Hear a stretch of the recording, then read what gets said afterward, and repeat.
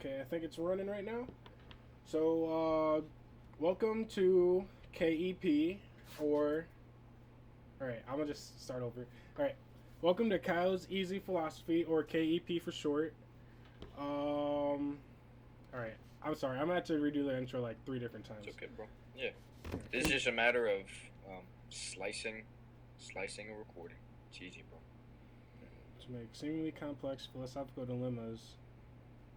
And I said it was CEW, conversations, whatever. To make seemingly complex philosophical dilemmas easy enough for the average Joe to comprehend. Alright, then I need to make sure that this is up. My Google Doc. State of nature. That makes me the first average Joe.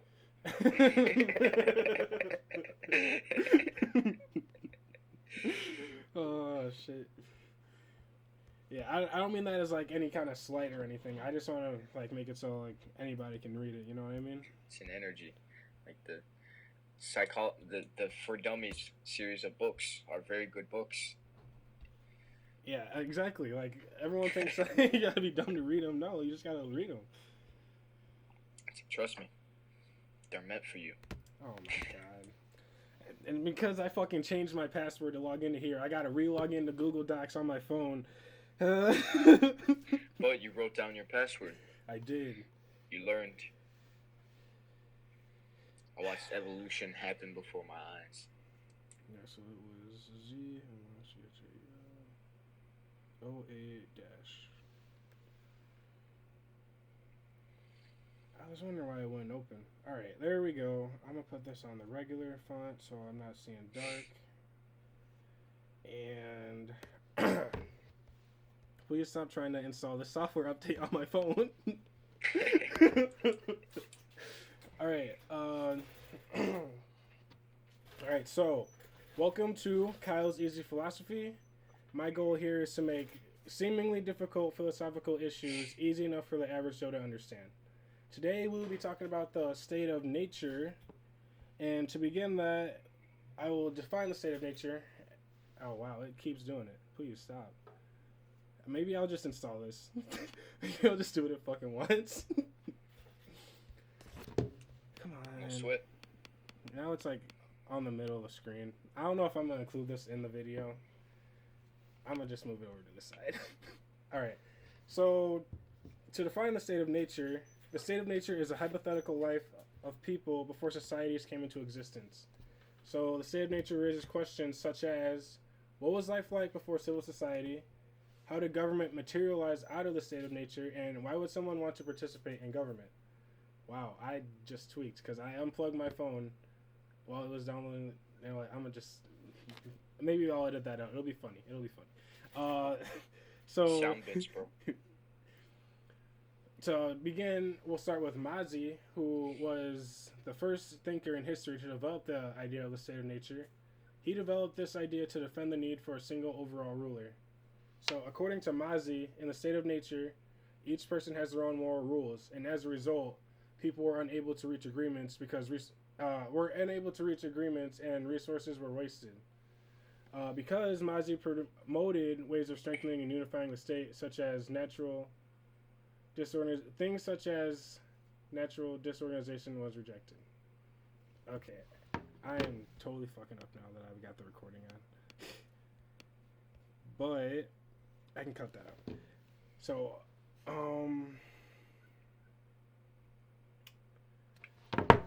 I wish I could get this thing to just get off the screen. I don't know why. I think I have to fucking replug my phone in. I should have never unplugged it. It should just. No worries, bro.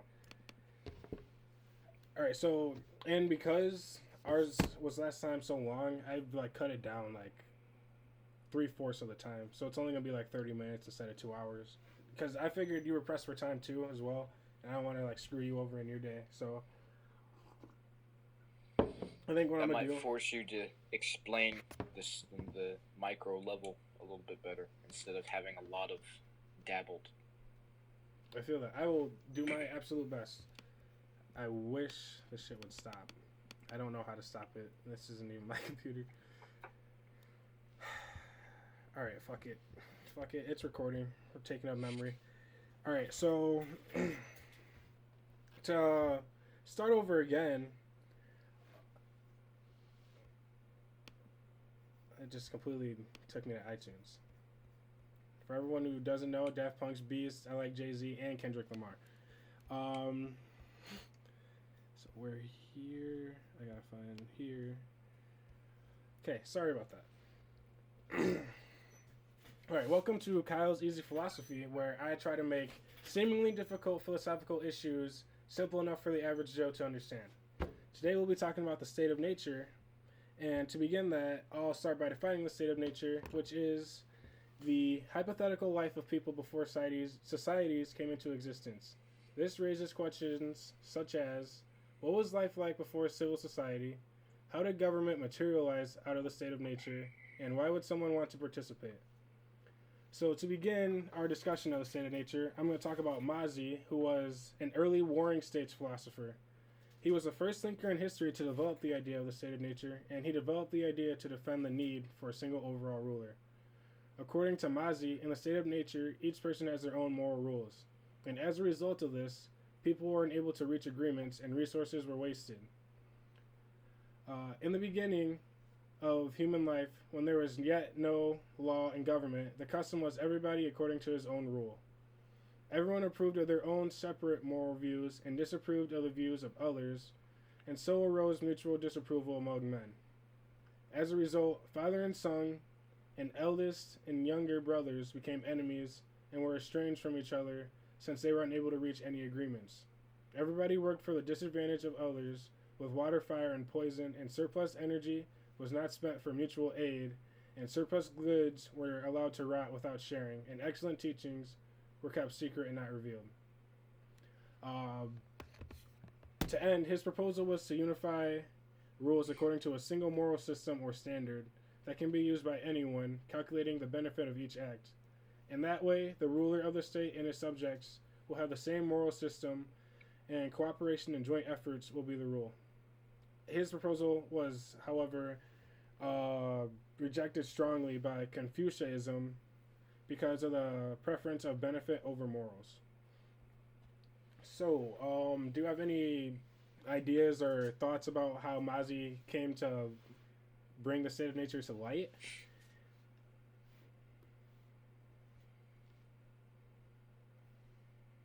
The state of nature, each person is operating based off like primitive instinct almost. Pretty much, like whatever. The way I see it is like whatever you're taught. So like, a good example of this would be like racism. Like some people are taught to be racist, and other people who look the exact same are taught something different. You know, it's based off of like what you're taught when you're young, pretty much.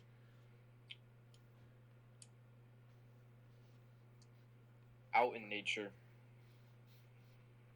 that makes sense. If you watch a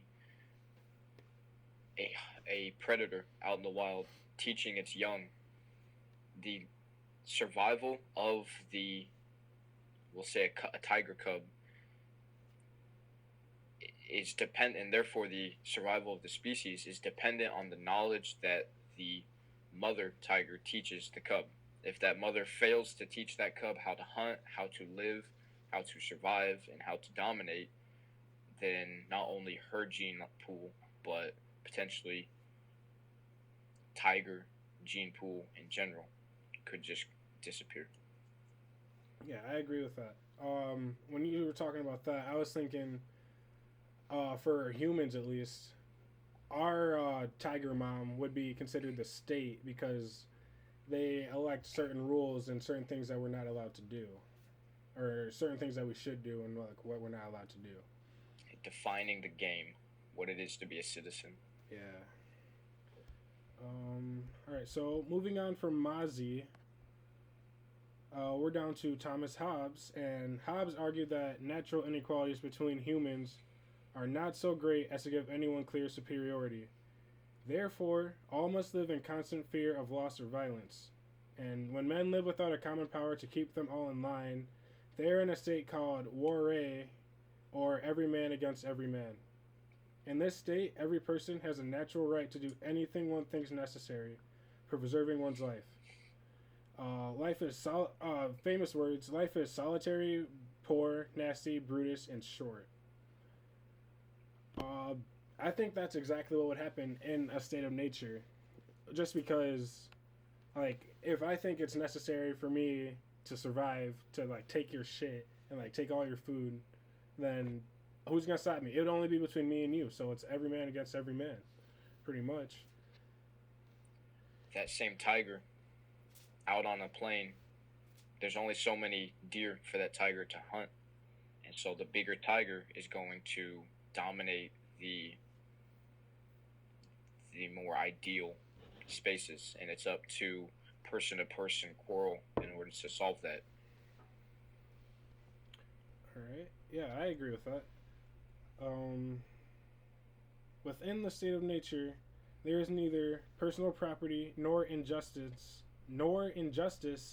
since there is no law except for certain natural precepts discovered by reason, which they call the laws of nature. So the first law of nature is that every man ought to endeavor peace as long as he has hope of obtaining it. And then the second, there's like 17 of these. I'm just gonna do the first two.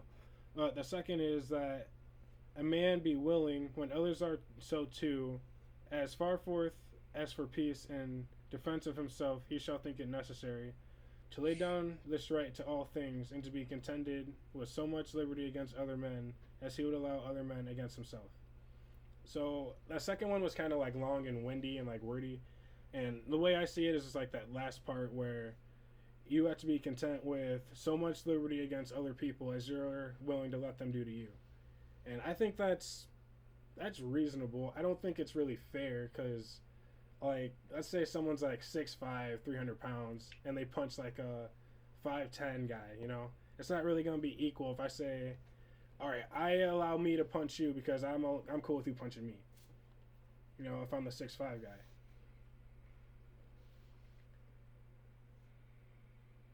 But in the state of nature, there's no like injustice or inequality. So, I mean, if that's what he wants to do, who's gonna tell him no? Which is where the state benefits the small man, because it sets that standard of, well, we're not okay with this, but there's ways of expressing that still. It's like, no, you can't hit them, but you can sue. Yeah. You can follow due process and do these things, but if you can do that, the other person has the equal right to be able to do that to me. Yeah, and I think that's one way that, you know, one reason why people would want to be in a state of society where, because, you know, there's always a bigger fish, you know? Like, I think the biggest guy I met in high school was probably my friend Isaiah. He was like 6'7". I went to college. Biggest guy I ever saw was like 6'10". I was like, man, fuck that. Like my boy Isaiah is tall, but like this guy's taller, and I'm pretty sure my friend Isaiah is like almost 7 feet now. But still, like when you think something's the biggest thing ever, and then you meet something that's always bigger. There's always a bigger fish. All right, so next from Hobbes, or I don't know if I got through all the notes. Nature second. Alright, so from here, Hobbes develops the way out of the state of nature into political society and government by mutual contracts. According to Hobbes, the state of nature exists at all times among independent countries over whom there is no law except for the same precepts or laws of nature. I think that's fair. I would say, I don't know how fair it is though, because my example, and you know, the easiest example to always pull up is like just Nazi Germany. Like, technically, what laws did they really break? They didn't break any German laws, but they broke laws of nature. Where the second one, you have to be content with so much liberty against someone else as you're willing to let someone else do to you. So like what they did to all those Jewish people was completely fucking wrong, and but like there's no law above them to tell them that it's wrong. Like if they say, like if the U.S. just decides out of nowhere, oh, we can kill anybody with blue eyes, like That's pretty much the same thing the Jews did. I mean, not the Jews, but the Nazis did to the Jews. And there's nobody who's going to come over here and tell us that that's wrong. Like, the EU, or I don't even really know about the EU, or whatever the, like, world, like, government system is. But I just know that I just don't think that's, like, right. Because how are you going to go over to, like, Africa and say that all your laws are wrong, but all of our laws are right? Because they could do the same shit. I don't know. I just think it's hard. It's definitely a hard question, and a lot of the stuff with philosophy is like there's just hard compromises where you just got to kind of deal with the facts. Where, like, obviously some things have to be wrong. Like, if everything's right, then nothing's ever wrong, and if everything's wrong, nothing's ever right. So you have to define evil in order for there to be good. But I don't know if those. I don't know if Hobbes is right in that it's that the precepts are discovered by reason. I think they're reasonable precepts, but I don't know if reason discovered them, or maybe they did. I don't know. Do you have any ideas on that? Because I feel like I'm just kind of talking myself in a circle here. Because I wouldn't agree to something unless it was like a reasonable agreement. So maybe that there's just these understood, or like you have to assume or answer that question: are there such thing as inherent laws of nature, things that all people agree are not good? Because then, like today, the laws that exist in Russia are different from the laws that exist here, and we do, we are able to get along with other world powers even though they don't follow our laws. But like with Nazi Germany, there was enough people that they said that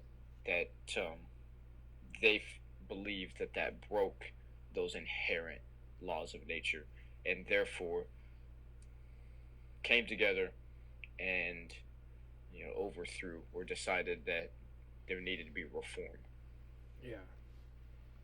Yeah, I think you're right when you say that, because it wasn't just like one person or like one power that came together, or like came and like told Nazi Germany to stop. It was like a lot of people who came together, like a lot of different nations. But my problem with that is, it happened for a long time. Like, it didn't just happen like over a span of a fucking week. But I'm not really trying to get into that discussion right now. I'm trying to focus on the state of nature. But it's hard to argue that, like, in Nazi Germany, that they weren't in the state of nature for, like, at least the atrocities they committed. Because it's weird. It's weird to say that, like, oh, it was a society that did all this instead of, like, it was a bunch of, like, savages. You know what I mean? I don't know. But I'll move on to John Locke. And for Locke, in the state of nature, all men are free to order their actions and dispose of their possessions and persons as they think fit, within the bounds of the law of nature. So he comes back and pretty much supports the idea of the law of nature, and I don't know if that's right, because there's just so many different, like, ways people view, like, just acting towards people, I don't know. I feel like I'm just getting stuck on the laws of nature, because I don't know how, or I mean, I can see how they'd be like reasonable, like, precepts to understand and like base life off of, but I just feel like it's not always followed to the T. You know what I mean? That's what separates man from nature, is the ability to separate society versus nature. Society is the result of almost man's attempt to separate itself from nature. Yeah, that makes sense. That does make sense. Alright, so I'm going to continue with Locke. My first point for him is the state of nature has a law of nature to govern it, and that law is reason. Locke believes that reason teaches that no one ought to harm another in his life, liberty, or property, and that transgressions of this may be punished. I guess that's reasonable because uh, when America went over to Germany to stop the Nazis, they found that it was that they had harmed someone else's life, liberty, or property, and that transgression needed to be punished. Uh, Locke describes the state of nature and civil society to be opposites of each other, and the need for civil society comes in part from the perpetual existence of the state of nature. This should be noted, though, that this view of the state of nature is partly deduced from Christian belief, unlike Hobbes, whose philosophy is not dependent upon any prior religious or theology, religion or theology. And I don't know. I don't like to bring religion into like things like this, just because I don't know. I feel like, and it seems like such a I don't even know the word to say, like kind of a hipster thing to say, but like I do believe that like religion is like the opiate of the masses, where like if you think about it, coronavirus for example, you know, people have been waiting for stimulus checks, like another round of stimulus checks for I don't even know how fucking long. And the thing that blows my mind is that like all these corporations and like big businesses get so much money that like, you know, taxpayers throw at them, but it's supposed to be on the people who are like in charge to like give us the money back. And that doesn't happen, and it makes me wonder like how like revolts haven't happened, and like how like everything still seems like it's status quo for the time being. And I think that religion plays a part in that because, you know, it makes sense when you're like hearing, oh, do no harm to someone else from like a Christian church or something, but you can see how the people in power right now are harming us, you know. And Right. it's just weird because if you listen to Locke and say that through reason, if someone hurts me, I should punish them back. You know, we don't do that, and I'm not calling for like people to like start rioting in the streets or nothing, but like it's just something to think about. You know, is it like religion that's making it so that we just like kind of sit here and like just take all this shit, or is there some other power? Is it the way we've been like, I don't want to say brainwashed, but like conditioned to like react to certain things?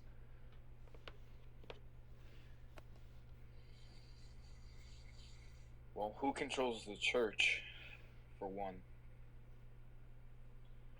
And I think that there's also the additional existence of like the sheep mentality, herd mentality, where using that loosely, and I think that can be too broad of a term to say like sheep-minded people versus free thinkers, where there are people that see these things and go, well, this is not the ideal, and something should happen. And the other end of the spectrum, people either ignore the oddities or are so afraid of returning to the state of nature that whatever dependent, like they are not willing to give up their dependence on the system, because the system is the nurturing mother that protects them from the snakes in the trees and the tigers in the grass.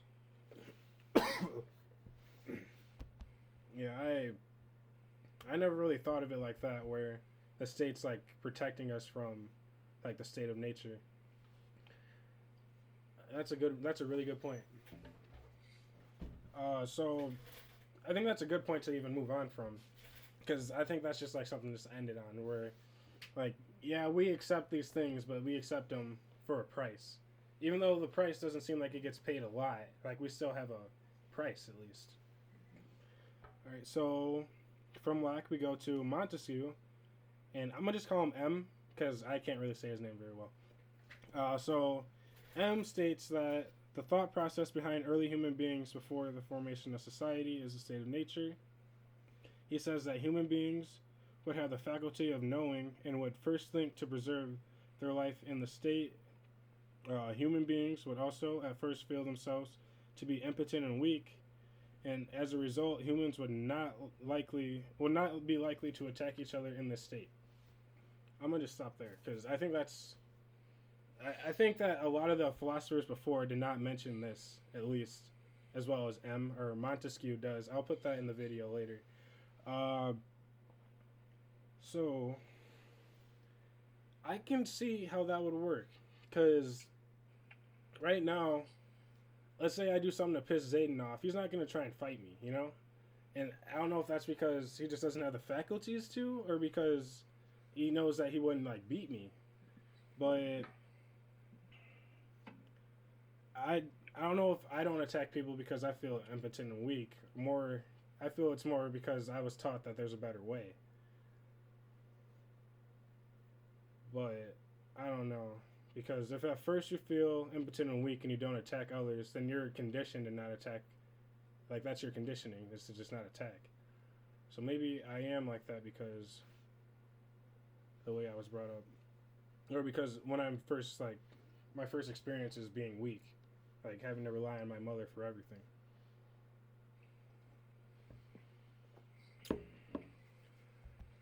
Do you have any thoughts on that? I think there are two sides of it. There is with the example of Zayden, he has no choice because he is volatile. He is very susceptible to being overcame, and he is reliant on your protection in the hope that you won't take advantage of him. However, you or another adult who is very capable, and maybe he has even dabbled with the capability of atrocious acts or breaking the laws or whatnot, that it's commonly it's not a matter of virtue, but a matter of people are scared of what happens if they get caught. Why don't you speed? Is it because you think that you should be driving 30 miles an hour on this road, or because you're afraid of the police officer around the corner? Yeah, that's a great example, and that's a great point. Whereas a 16-year-old,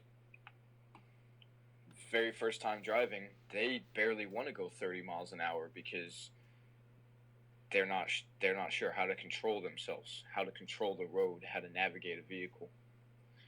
So both of those levels equal the same outcome of you're both going to drive 30 miles an hour, but your motivations aren't the same, even though it's the same outcome. Yeah, that's a controlling the people. Sorry, what did you say? I didn't hear that last part. Just that, that's controlling the people. You said it, the opiate of the people. How do you control the masses? What is it? Yeah, I think what you were saying about motivations is like a really, really important thing to think about, because like if you're like 70 years old, that's a good example too. Like 70-year-olds who drive slow as fuck.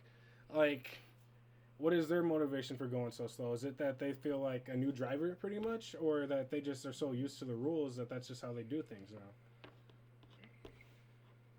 I can't speak for any 70-year-olds, to be honest. Today's my dad's birthday, by the way. Happy birthday, Dad. Happy birthday, Michael. So my next point is, next, humans would seek nourishment, and out of fear and impulse would eventually unite to create society. And once society was created, a state of war would ensue amongst societies which would have all been created the same way. But the purpose of the war is preservation of the society and the self. And then the formation of law within society is the reflection and application of reason.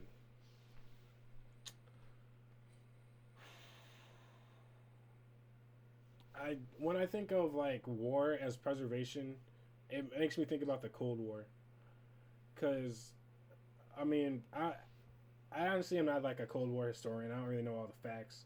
So this is going to be kind of shoddy, and I know people are probably not going to appreciate the things I'm saying. But, like, the war, it seemed like it was just a war to, like, like keep America the same way. And, like, I'm sure the Chinese or whoever the communists were at the time, they wanted to just live their life the way they're doing it too. But is it possible for these two different, like, ways of being to exist in the same place? I I want to say yes. Like if you think of America, it's a melting pot, and I don't know because, well, the way I see the melting pot idea is that like we all melt, but we all like kind of conform to the same standards. Where like American versus Chinese, like our standards are completely fucking different. So like the rules are different. You know, at least when you come to America and you join the melting pot, you play by the same rules as everyone else. So I don't know if the Cold War is a great example for this.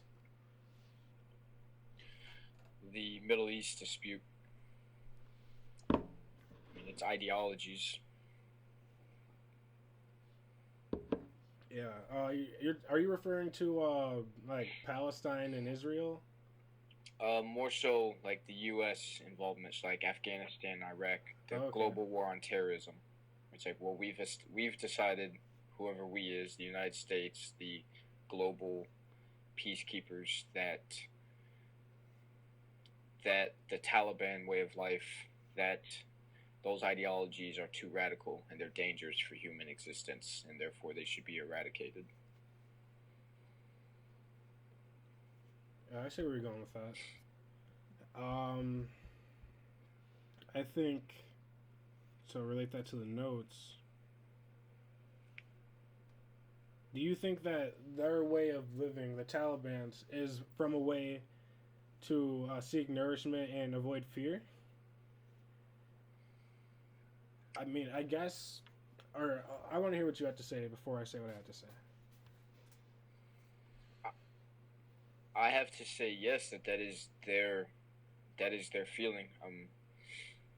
It's the I don't know exactly like the Muslim religion. I know that gets a lot of negative feedback because it's often associated as the radical Muslims that are responsible for like ISIS groups and the existence of terrorism as far as the United States is concerned. And just think of, I think, or a more maybe friendly example is kamikaze bombers. How is it? What fuel do you have to put into a human being to convince them that the loss of their life for the preservation of an idea, more so not just the loss of their life, but the loss of their life with the end goal of the loss of other people's lives or resources in order to defend your way of living? Suicide bombers. The samurai was known for like ceremonial suicide if they broke their honor code.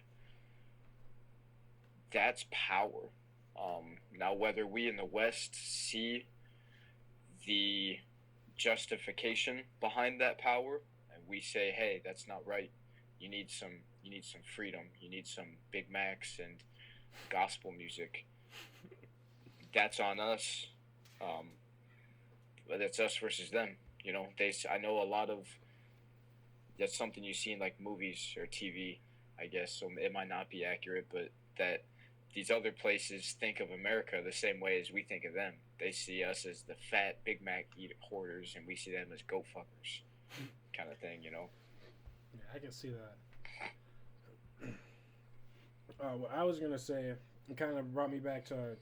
I don't even remember what grade I was in. I think it was still like middle school, high school era, and I had to do this paper on like some Middle Eastern country, and I was just like reading through shit, and like I came to the conclusion where it's like it's just a cycle, really, and like if we go over and kill some dude in Iraq, and his son's gonna grow up and hate America, and then he's gonna come over and kill some dude in America, then that guy's son's gonna grow up to hate Iraq, and it just keeps going and going until something stops it. And I don't know if the stopping would be all of one side dies or like just peace. I don't know. Because I'll tell you what, someone killed my dad, I wouldn't be fucking friendly with them. I promise you that.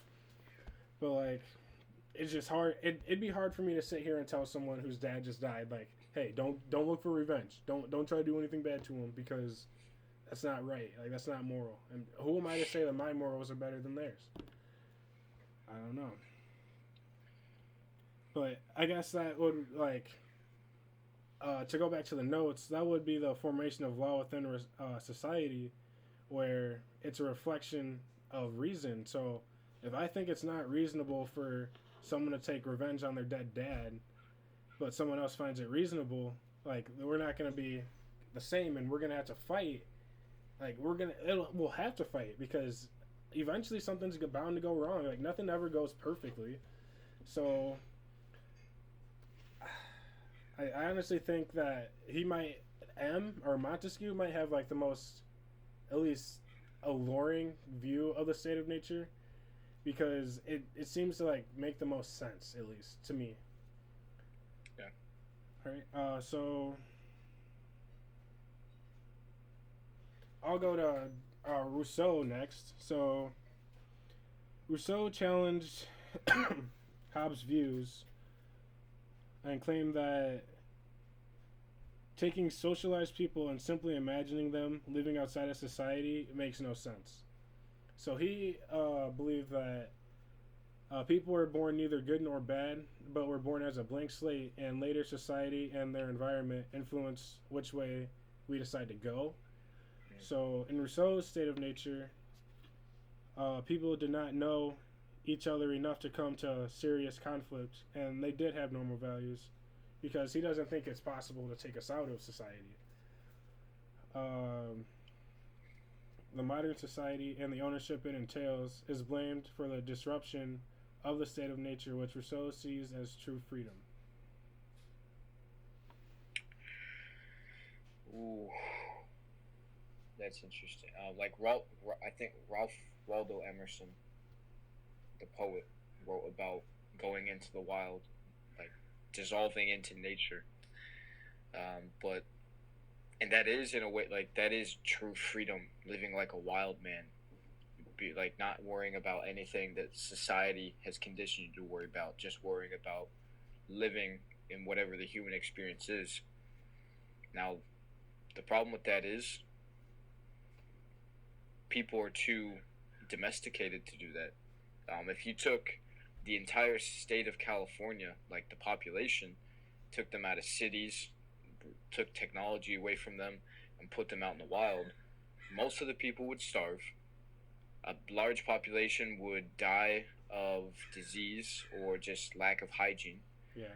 A large population would succumb to the elements, and the rest of the people who didn't survive, because there would be populations that survived, but the others would just get eaten by mountain lions, poisoned by snakes, things like that. Like humans, in a way of preserving our way of life by establishing society to hypothetically make us the top of the food chain, we really didn't move to the top of the food chain, but just separated ourselves from nature.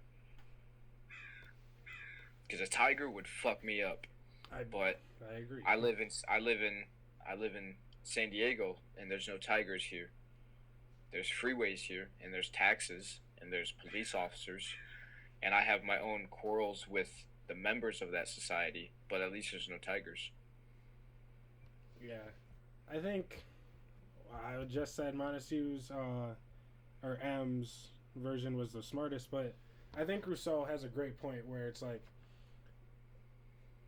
true freedom would have to be the state of nature, because there's nothing to say that you can't do what you want to do. There's no rules, nothing. There's no laws. So I guess that does make the most sense. And to say that, I guess it would make sense to say that putting us in a state of nature would be taking us out of society. So we wouldn't have started in a state of nature. We would have had to start in a society. I don't know. It's hard for me to at least articulate what I'm trying to say right now. But I think my best attempt will be Rousseau makes the most sense out of things, because he takes us for what we are instead of trying to fit us into a little, a box pretty much, and say that this is what we would do. Because obviously what we would do is what we've done. So I got It is what it is. That's a good point. Good way to say that. What we would do is what we've done. Otherwise, we wouldn't have done what we've done. Exactly. So I'll move on from Rousseau to Hume, and he offers in a treatise of human nature that human beings are naturally social. I got a pretty long quote. I guess I'll just read it. It says, "It is utterly impossible for men to remain any considerable amount of time,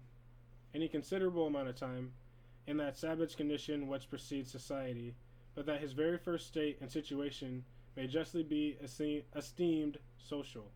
This, however, hinders not, but that philosophers may, if they please, extend their reasoning to the supposed state of nature, provided they allow it to be a mere philosophical fiction which never had and never could have any real reality." So, what I get from that is he's saying, like, pretty much, like, we're social by nature, and if if we're thinking of a state of nature, it would all be wrong because it never happened. Hume's ideas about human nature, expressed in the treaty, suggest that he would be happy with neither Hobbes nor his contemporary Rousseau's thought experiments. He explicitly derides as incredible the hypothetical humanity described in the Leviathan. Additionally, he argues in Of the Origin of Justice and Property that if mankind were universally benevolent, we would not hold justice to be a virtue. So,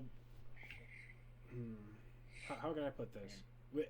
Justice wouldn't be so special if that's what we always did.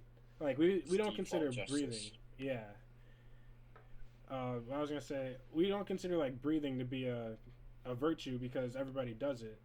But to be just and, like, right and everything, like, it's hard to do that. It's not easy at all. You know, people, or at least in religions, you know, there's, like, saints and shit who did the most, like, the absolute most to get that status. And they had to be, like, absolutely perfect in the way they acted and their behaviors. And if that was how everyone acted, they wouldn't be special. Like, they would just be normal people. Yeah, that's a good point. I have a quote from him here. This is the last quote. He says, "'Tis only from the selfishness and confined generosity of men, along with the scanty provision nature has made for his wants, that justice derives its origin." So yeah, so it's only because we really are selfish and we don't really like to give shit out for free that justice derives its origin. Because, I don't know, I don't really have a very good explanation for that quote. Equality versus equity. Just because everyone gets the same thing doesn't mean that they're getting the same benefit of it. What would be a good example of that?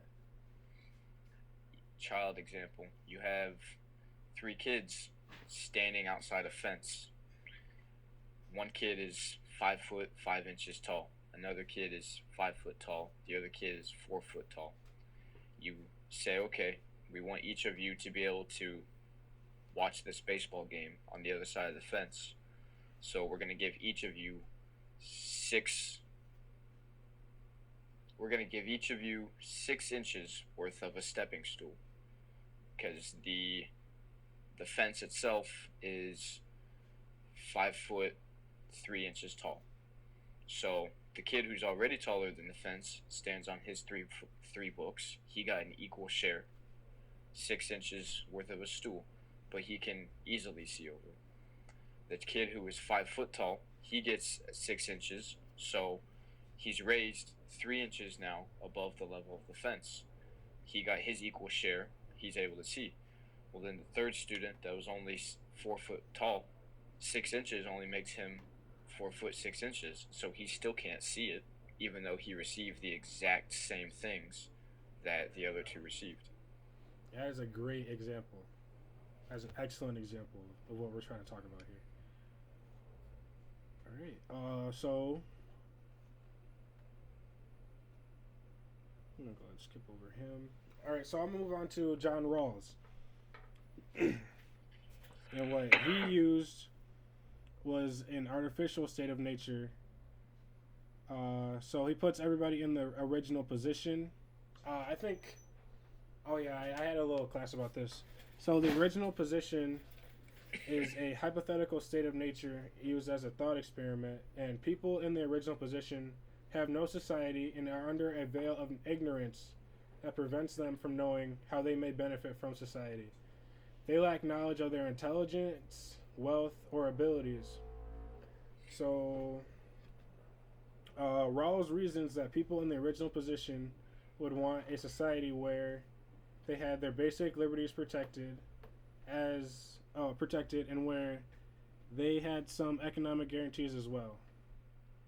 And he thinks that if society were to be constructed from scratch through a social agreement between individuals, these principles would be the expected basis for such an agreement. I think that sentence was a little just wordy for saying that, like, if these rules are fair, then that's what we'd expect to happen. Like, if everybody had no idea how things were going to be.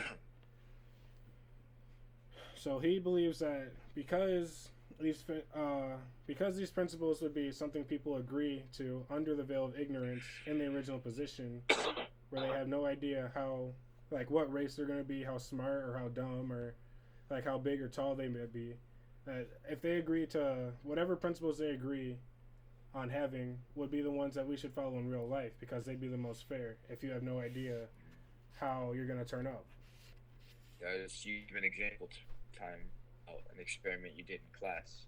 Yeah. The question you asked was, what if that scenario didn't satisfy you or didn't fall into that criteria?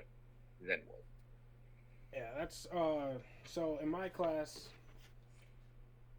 I'm not gonna make it about race. I'm gonna just say I had some individuals who were kind of just making some rules where it was like, oh, why would I have to give any of my stuff to anyone who didn't work for it? And my response to that would be, well, what if you are in a position where you could have that stuff? Like, do you just not get any? And people just, like, they argued me to death to the point where I just didn't even want to argue with them anymore. To where it was, no, well, if I cut down 30 bales of corn, then I should get 30 bales of corn. And that makes sense. But let's say that you can't work in a cornfield and you need corn to live. Do you just not... Or I don't own land. Yeah, like, let's assume you don't own land and you don't have any way of, like, obtaining it. Like, and that's just how you turn out. Like, are you going to be okay with that being the rule?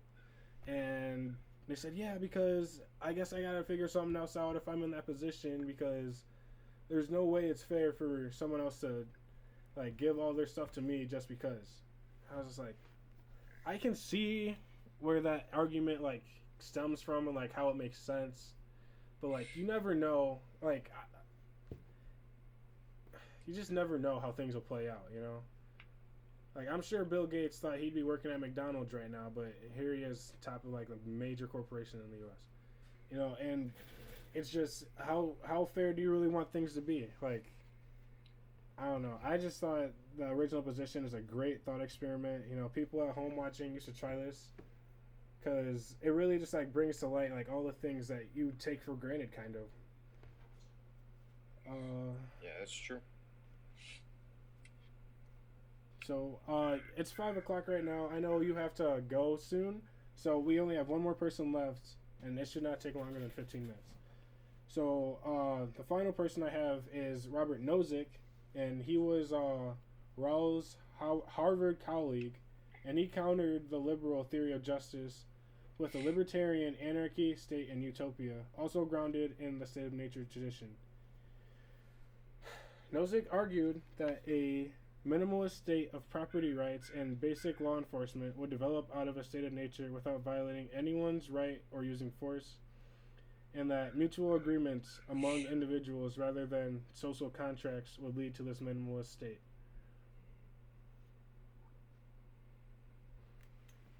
I don't think that's right. I just don't think it's right, because I don't think that there's mutual agreements that make it so that people don't do what they want to do. I think there's an implicit social contract that, like, prevents us from doing, like, bad things. Like, it's not like I have an agreement with my next door neighbor that I won't go, like, rob him. Well, I think that is that because that's how you naturally are, or is that because that's how, like you have always existed in the state of society, not in the state of nature, so you don't have that perspective. So maybe it's a matter of you don't think to do that, Yeah, I to guess need to do that. that's a good point. Because if I was like in India and I had to rob to like survive, like I would do what it fucking took. Period. Yeah. I don't know. It just doesn't sit right with me because I really think that like I think social contracts exist, like not physically but like at least mentally for us. And I agree. In society, yeah, I don't know. I want to say social contracts exist, but I feel like we had to all mutually agree to follow them. So maybe mutual agreements do play a part. It's absolutely. it's definitely it's a catch. Oh, I don't want to say it's a catch 22 where you can't win, but it's definitely a tough question to like ask. But that's why I'm here. Yeah, maybe mutual agreements do play a bigger part or a bigger role than I'm willing to like admit right at the moment. Like maybe if I thought it through a little more, that's the conclusion I would come to. But like, just based off the facts of what I just read off my notes, I don't think that mutual agreements are what like leads us to act the way we do. I think it's social contracts that we've implicitly agreed upon, or that we've implicitly agreed upon, but been taught like how to act because of. Through the age of existence, those contracts have been evolving, and they continue to shape differently, manifest differently, but share common grounds. And you, even as a member of society, you get to choose which set of rules you want to live by. So the first one, you're a new baby in a family. If you don't follow the rules of that family, like you have siblings and you're not a functional member of that family, you're gonna get isolated. And so you have to learn. That's your first socialization. Then say you go to kindergarten, you go to school, you get on a football team. You have to learn the rules of, well, I can punch my brother and I don't go to the principal, but I can't punch my classmate. Okay, so that's a different rule. Well, then you go to high school, you get a job. Being in the military, there's rules, there's social contracts that I follow that you don't have to follow as a civilian. There's social contracts you follow as an athlete that you don't follow as a politician.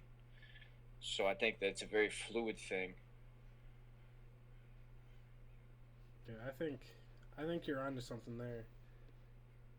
One thing I was thinking about when you said,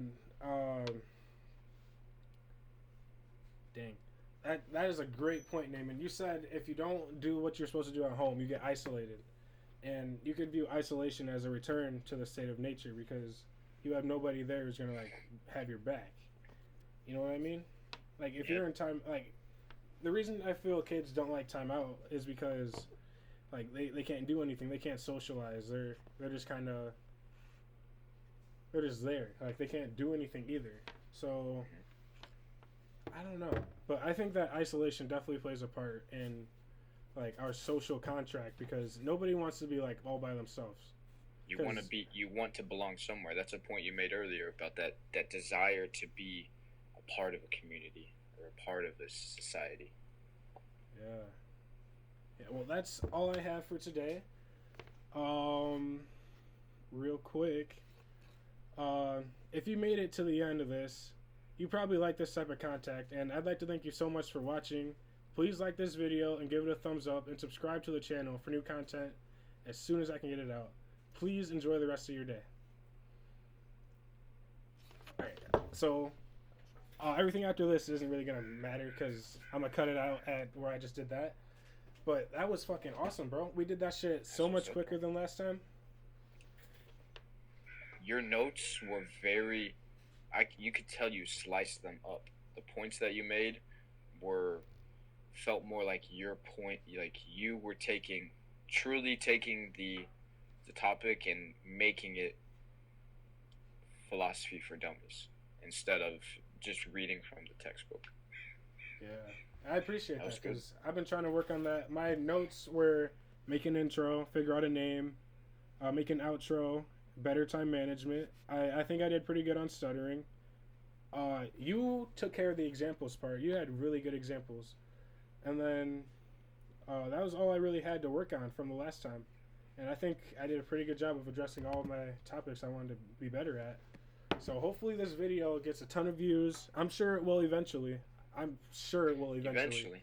Eventually. Just don't get discouraged though. I think that don't spend too much time cutting it up and looking at it because you're gonna find